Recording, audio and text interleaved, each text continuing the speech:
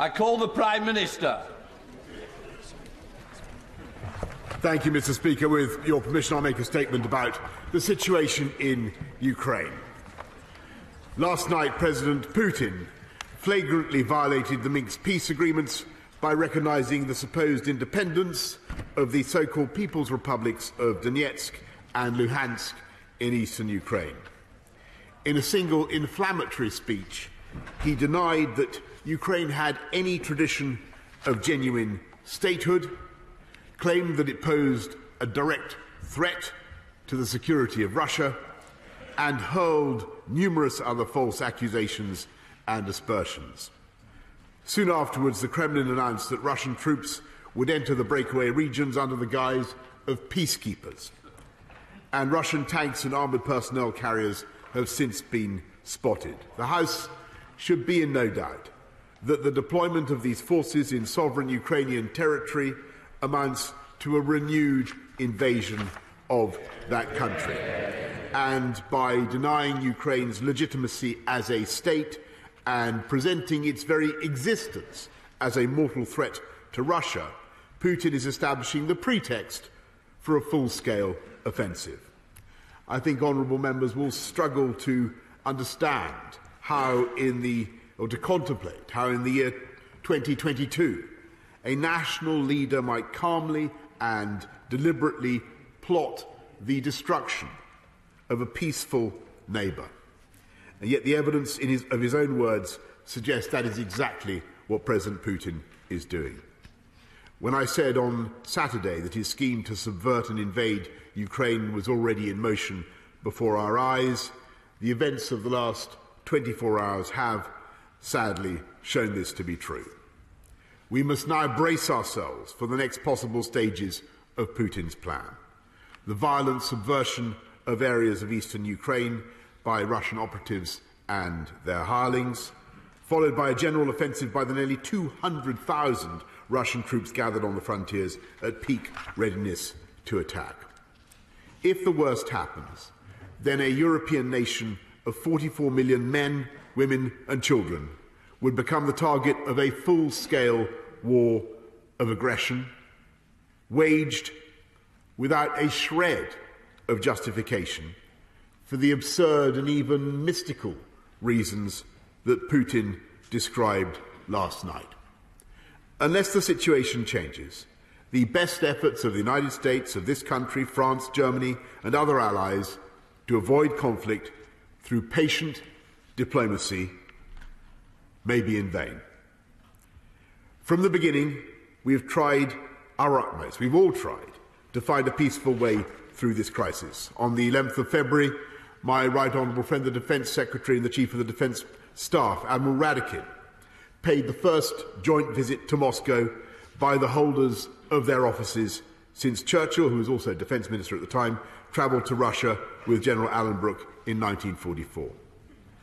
They held over 3 hours of frank discussions with the Russian Defence Minister, General Shoigu, and the Chief of Staff, General Gerasimov, demonstrating how seriously we take Russia's security concerns, how much we respect her history, and how hard we are prepared to work to ensure peaceful coexistence. My right honourable friend, the Foreign Secretary, delivered the same messages when she met our Russian counterpart in Moscow on the 10th of February. I've spoken on a number of occasions to President Putin since this crisis began, so has President Biden, while President Macron and Chancellor Scholz have both visited Moscow. Together, we have explored every avenue and given Putin every opportunity to pursue his aims by negotiation and diplomacy. And I will tell the House, we will not give up. We will continue to seek a diplomatic solution until the last possible moment. But we have to face the possibility that none of our messages has been heeded and that Putin is implacably determined to go further in subjugating and tormenting Ukraine. And it is because we suspected as much that the UK and our allies repeatedly sounded the alarm about a possible new invasion, and we disclosed much of what we knew about Russia's military build-up. Britain has done everything possible to help Ukraine to prepare for another onslaught, training 22,000 soldiers, supplying 2,000 anti-tank missiles, and providing £100 million for economic reform and energy independence. We will now guarantee up to $500 million of development bank financing.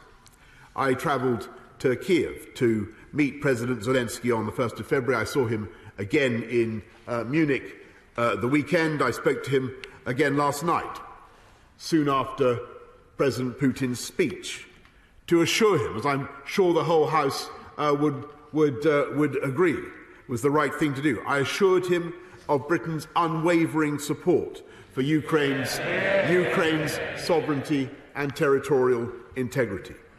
And now the UK and our allies will begin to impose the sanctions on Russia that we have already prepared, using the new and unprecedented powers granted by this House to sanction Russian individuals and entities of strategic importance to the Kremlin.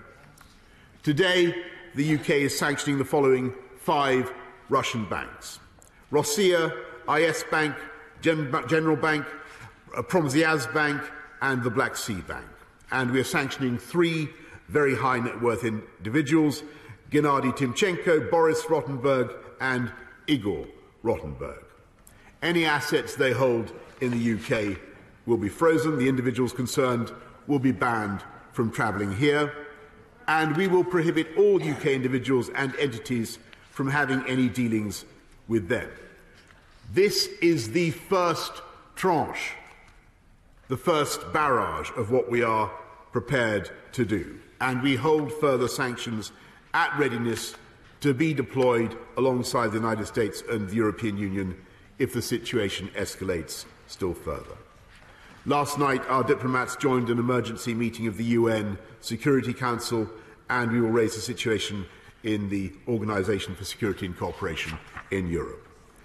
And let me emphasise what I believe unites every member of this House with equal determination: the resolve of the United Kingdom to defend our NATO allies is absolute and immovable.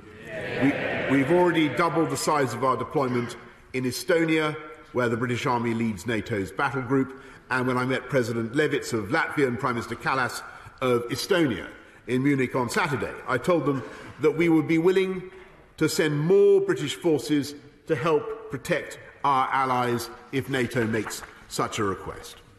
We cannot tell what will happen in the days ahead, but, Mr. Speaker, we should steel ourselves for a protracted crisis.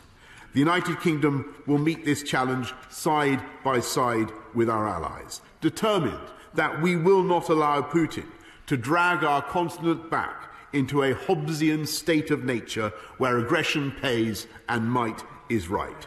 And it is precisely because the stakes are so high that Putin's venture in Ukraine must fail, must ultimately fail, and must be seen to fail. That will require the perseverance and the unity and the resolve of the entire Western alliance, and Britain, the UK, will do everything possible to ensure that that unity is maintained. And now our thoughts should turn to our valiant Ukrainian friends, who threaten no one, who ask for nothing except to live in peace and freedom. We will keep faith with them in the critical days that lie ahead. And whatever happens, Mr. Speaker, Britain will not waver in our resolve. And I commend this statement to the House.